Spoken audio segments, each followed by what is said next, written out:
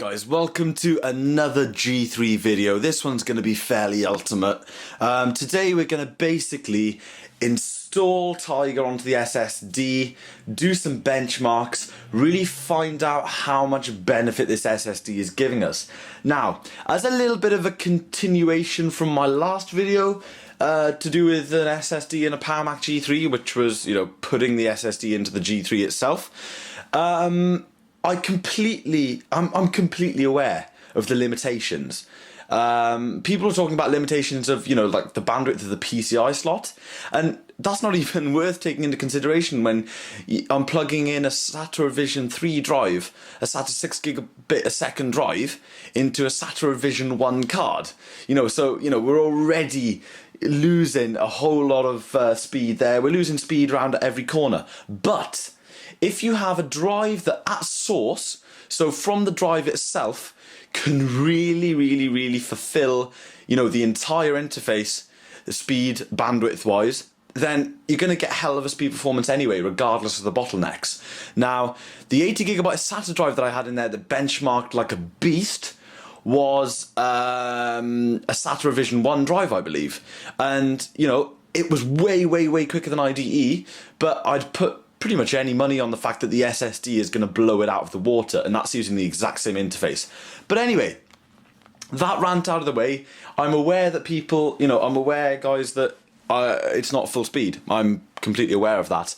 You're putting, 2011, 2012, 2013 technology into a Mac that's pre the year 2000. So, it kind of makes sense to already assume that, whether you know nothing about computers or not. But anyway, a little bit of a rant over. Another tiny rant, just to say it. I basically do this for fun. A lot of people are like, what's the point, blah, blah, blah. I do it for fun. It's good fun. But anyway, yeah, I want to measure the boot time. So, we are going to compare the boot time between the PowerMac G3 as it stands now with a 20 gig IDE drive in it with OS X Tiger installed, and then we're going to install Tiger on the SSD and see how that goes. So I'm going to hit the power button and start at the exact same time, and we're going to make sure we keep a record of this time. So here we go, 3, 2, 1, go. Now, PowerPC Macs tend to take a longer time to post, so it'll be a long time before you hit the grey screen. G4s tend to be worse than G3s as well, but G3s are still quite bad. So we've got the Apple logo, and we're already on 20 seconds. Both displays are powered up. We're already way past 20 seconds. So yeah, this is the IDE drive on the built-in ATA bus. It's a 20 gig drive. It's got OS 10.4.11 installed on it, and it's not a slow booter. It doesn't boot like a snail. It boots up absolutely fine. But, we're just going to get the exact time so that we know, exactly where we're going. And we're going to do it as soon as the dock appears. So I assume it's going to take about a minute. Maybe a bit longer. As soon as the dock appears.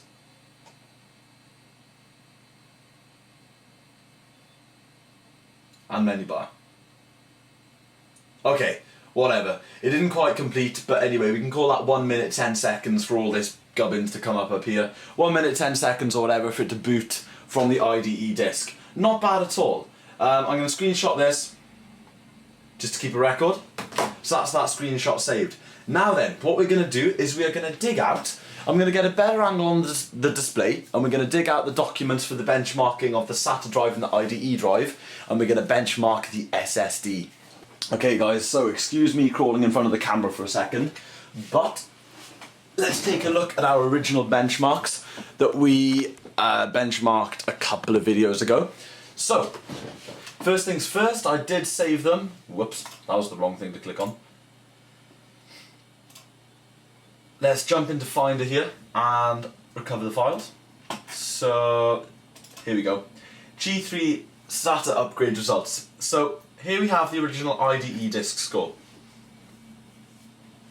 Now, the score was sequential. We had a 21.44, and random we had a 5.57. But basically, to make things easier, we're just going to look at the disk test result, 8.85. Okay, awesome. So that's the IDE drive. We had 8.85. Then we went up to SATA, okay, and we had an extreme increase, 46.42. Okay, 46.42. That is crazy, absolutely wild. That is a massive, massive increase. So we're going from 8.85 to 46.42. Now, using an SSD, the jump probably isn't going to be that big because it was the interface that made a big difference. However, we are going to move these over here for now onto the second display, and we're going to boot up Xbench, and we are going to test the SSD drive. So, alright, no. Okay, I thought it was a trial version then. Okay, so we're not doing CPU, we're only doing disk. And obviously we're going to select the SSD itself, and we're going to hit start. Now it's going to do its results. We're going to close system info. And it won't take very long at all to benchmark. Xbench is running, please wait. Won't be long at all. Quicker the drive, the quicker the test, I think. I'm not too sure, but yeah. This is very, very exciting stuff.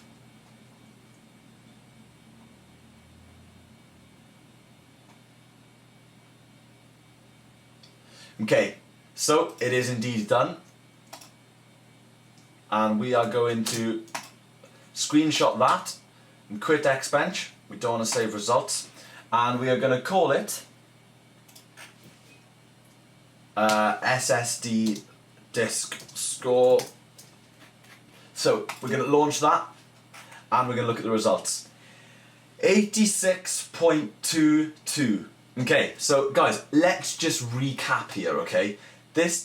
For those of you who are telling me that it is pointless to put an SSD in here, it really isn't. Compared to upgrading a modern machine with an SSD, yeah, you're not going to get as much speed. But check this out, guys. Basically, what do you have to do to get this kind of speed? We're starting with an IDE, built-in IDE bus, normal IDE drive, and we're getting a score of 8.85. Okay? 8.85, whatever. Then I add a SATA card, and I add a hard drive that I bought in a car boot sale for like £3, £5, something like that. It's an 80 gig drive, it's an ancient drive, it's so old you can still power it with Molex, and I get a speed increase using SATA to 46.42. Okay? That's crazy. And then I pretty much almost double that again by adding an SSD, 86.22. Okay? This is crazy. 86.22. So, what do I want to do right now? Well, I really, really want to get an OS installed onto this SSD to see what it's like. So, that's the results, guys. That's how it's looking. We've gone all the way from 8.85, and with crazy upgrading, we're up 86.22 as the result for this disk. So that is absolutely phenomenal. So, let's quit this, and we are going to keep a record of these. So all of our benchmarks are in the same place, okay? Now then, all we're going to do is insert the Tiger disk. Now this brings up another point. I had a lot of people telling me to clone my OS. I don't really need to clone my OS. It's pretty much blank. I'm not doing anything on it, and I'd much prefer to have a fresh install because this Tiger install is as old as the video in which I installed it. So I'm going to pause the camera, find my Tiger disk, and we're going to install macOS 10 Tiger to the SSD. So I've found the disk, and yes, it is indeed a copy. Now, I get a lot of people asking me about my operating systems, and some people have a go at me for not having legitimate versions. Eject. Other people just want to know how to do it. Now, let me tell you a little something about Mac operating systems for those of you who don't know. They don't need any kind of activation. No serial key, nothing. They don't need anything like that. So, as long as you get your hands on the DMG, you can then just burn it to a disk, and you know, if it's a DMG or an ISO, that disk will boot. See, this disk is now recognised as the Tiger install CD without an issue, and all I did was burn an ISO. So just get your hands on the ISO. It's an old operating system, they don't sell it anymore. It doesn't matter. You're not, you know, there are much worse things you can do than download an older operating system and install it on your old Mac. You know, there are much worse things to do. And you know, Mac OS X is free these days, so you know, there's no real argument. But anyway, we're going to do this, and what it does is it restarts the machine. Now Tiger is the first OS that I properly used as a Mac user. When I first got my MacBook, my 2007 MacBook, it came with Tiger on it. This was, you know, pre-Leopard, of course. And Tiger is a very good operating system in my opinion.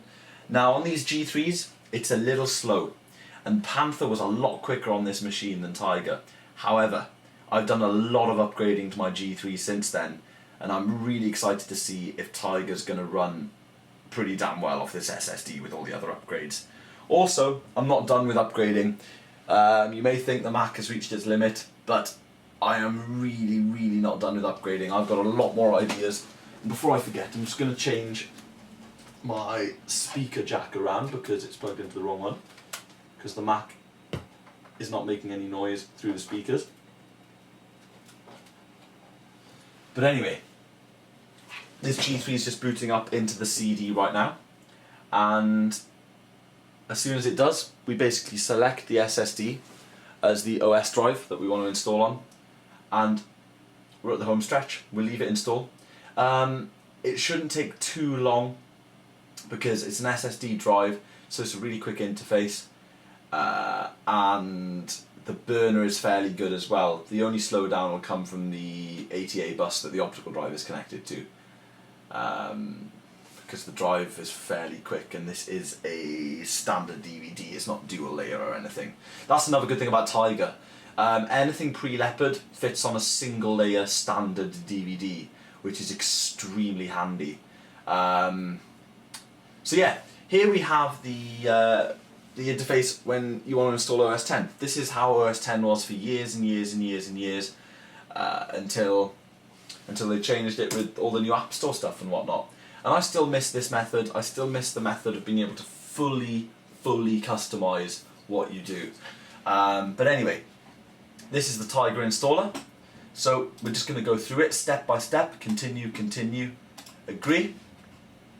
And this is where it asks us what drive we want to install onto. Okay, so of course we've got OS X, the drive that we have it installed onto now, OS 9, our SATA storage, and the SSD. So we are installing onto the SSD. And if we go to options, it'll just say, yeah, install Mac OS X.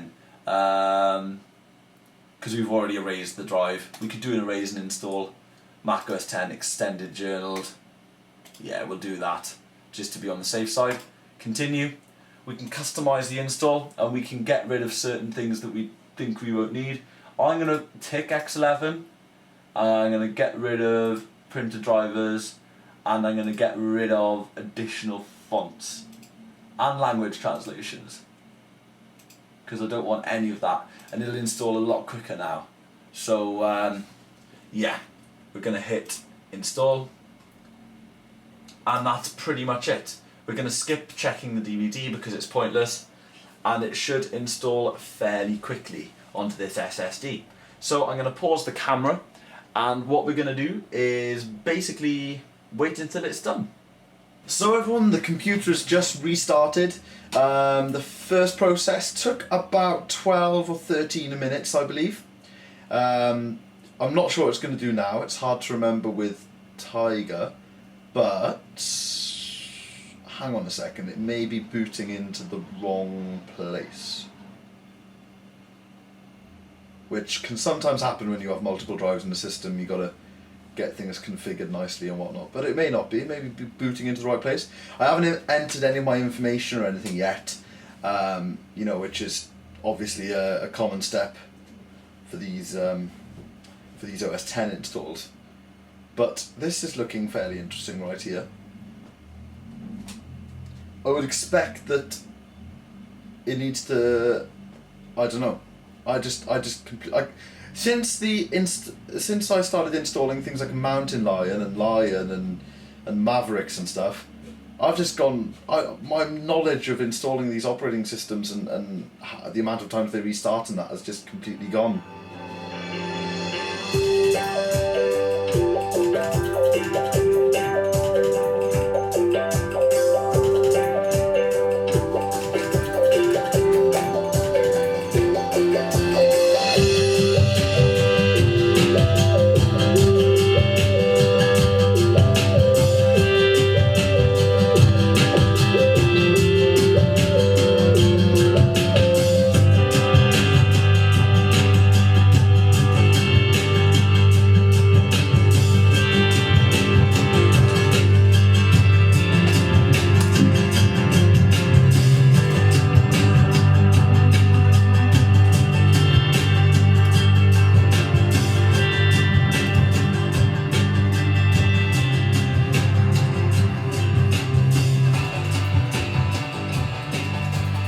Well guys, to put it quite simply, that jogged my memory a little bit. Now I remember. Of course, I got confused because it only took just over 10 minutes to install the damn operating system. It helps the fact that I removed all that stuff. But yeah, that was really, really speedy. Absolutely fascinating. I love that. That intro video just reminds me of back in the day so much, because I did have to restore my MacBook. But yeah, that was awesome. Absolutely love that intro video.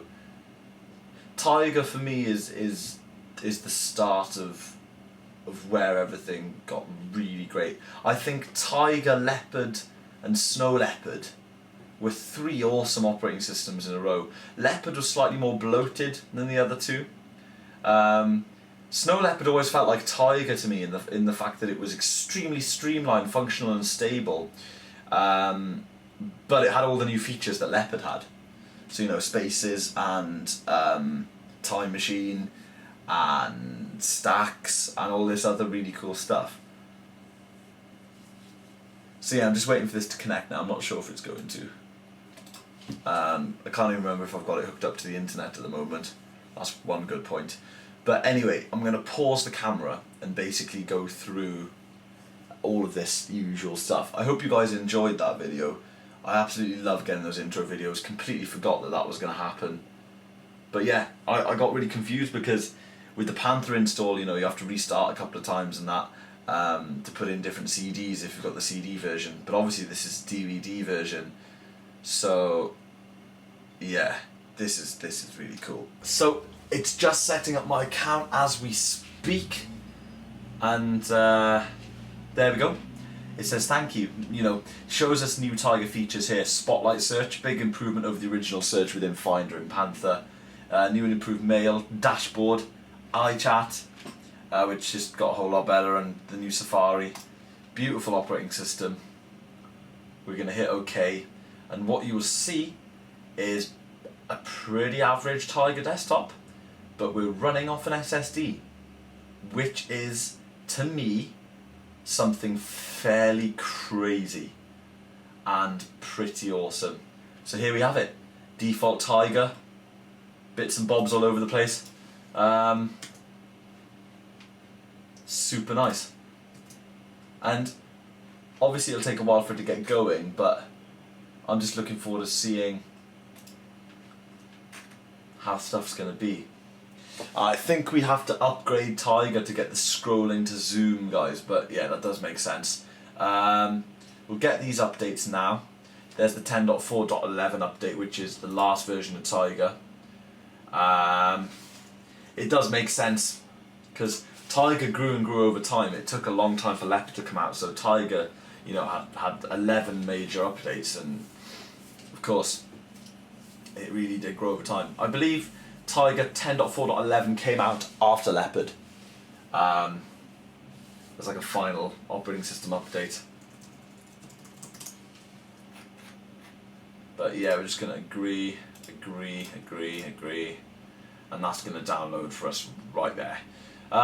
So here we have the SSD, the 80 gig storage, and these are the two drives in which we have, the two IDE drives. So that's old OS 10 install and the OS 9 install.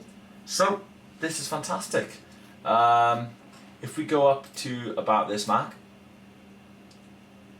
you can see we still got 1 gig of RAM. It's a 400 MHz PowerPC G3, and we're running the starter disk off the SSD.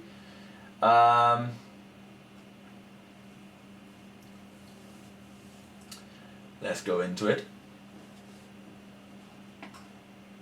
Let's go into ATA, and you will be able to see,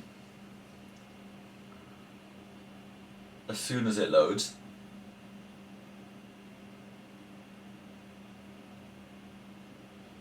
yeah, there we have the two drives and our optical drive. There's the two IDE drives, they're 20 gigs each. And then if we go down to, it might show up in serial ATA, I'm not too sure. No, it'll show up in PCI cards. Here we have it, the SiriTech SATA card. And yeah, those other drives don't show up under serial ATA. That's interesting. But graphics and displays, Radeon 9200, 128 megs of VRAM.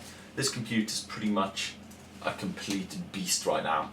But I am looking forward to further upgrading it, which will be very cool.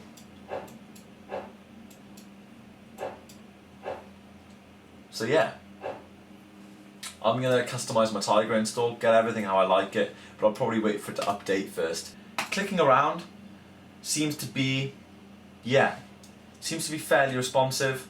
The G3 was very slow before. Tiger pretty much hates this computer of mine. Until I get some stuff installed, I haven't really got any fair tests. Apple programs take a long time to launch, things like Safari and iTunes. We could go for it anyway, just to see. That's not bad at all. That is a lot quicker. If any of you have ever used a PowerMac G3 with Tiger, just using the normal IDE disk built in, you know, the old drives that came with it or whatever, you can pretty much tell that this is a lot quicker. Everything's being fairly responsive, as you guys can probably see. Everything's coming up. Tell you what, bugger it. Highlight all. Open. See how it copes with that. See if it hangs.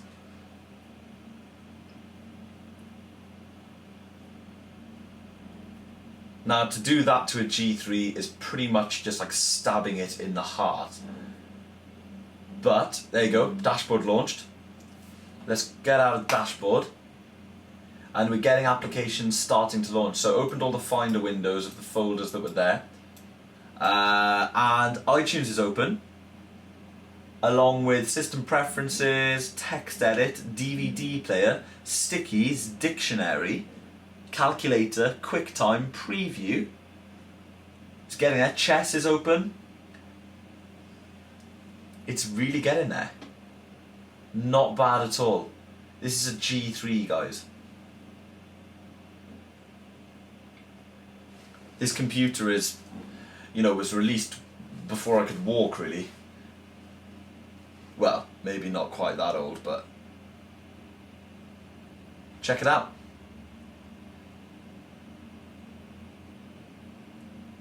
It's open. It's just chugging along, doing its thing.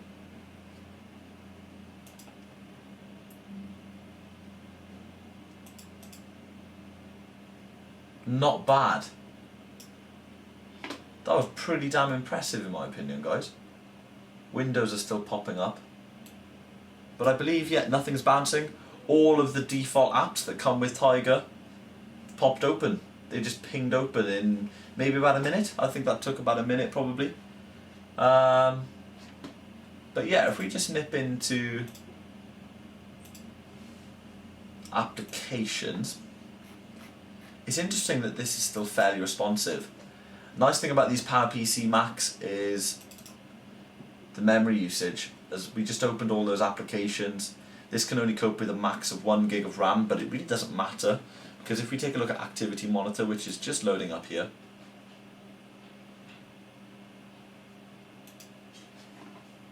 and we go over to memory.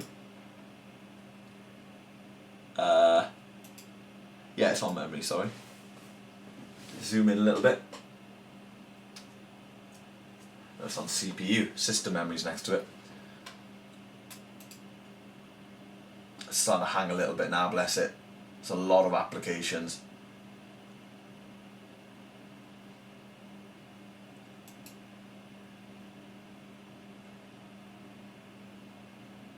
You can see these programs using a certain amount of memory each.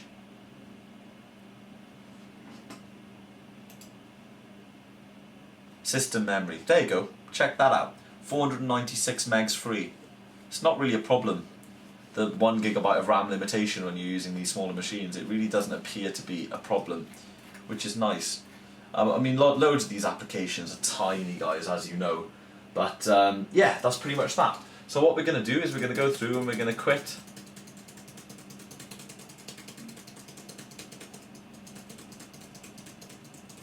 We're going to get a load of them closed.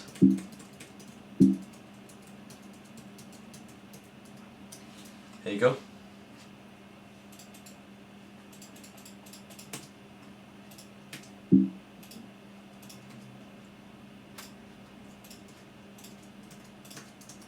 So that's my G3, everyone, with an SSD. Fairly impressed. And of course, when everything's loaded into RAM and you click on something, I assume that it just pings up pretty fast. There you go. That's awesome. That's really cool. Well, I'm impressed with that, guys. It's been a good upgrade. Of course, we won't know how much I benefited the machine until I actually use it a little bit. But things like game loading times and stuff will be much better, which I'm really looking forward to. As you can tell, this G3 is really becoming a little bit of a beast, and I'm quite proud of it. I've put some money into it, but not really a lot. I've got a lot of donations, so I'd like to thank a load of people that have donated. This will probably be it for G3 videos for a little while, guys. I'm going to focus on some other stuff for a while because I've done a lot to this now, and I don't want anyone to get bored of the same stuff over and over again. So yeah, this is pretty damn interesting. I'm really pleased with the way it's turned out, and I hope you guys can stay tuned for the future upgrade. The future upgrade I do will be the biggest upgrade to this machine possible. Just the biggest upgrade. You know, it's the only component left in the machine that I haven't upgraded, bar the power supply, bearing in mind that I'm keeping the original motherboard. So yeah, I'm just going to yank out, this is limited. This is a 400 megahertz machine. They made G3 processors with a much higher clock speed. So just keep that in mind. But anyway, I'm going to shut this down. I'm going to give it a rest because it's a bit of an old man. And thank you very much for watching, everyone. This has been extremely fun. Those benchmarks really shocked me. The speed in which Tiger installed really shocked me. I think once I do some updates and whatnot on the system, the boot up time will improve, and once it gets used to itself and whatnot, once I start installing applications and using it, I'll know exactly how quick of a machine I have. So thank you very much once more, guys, and I'll see you in the next video.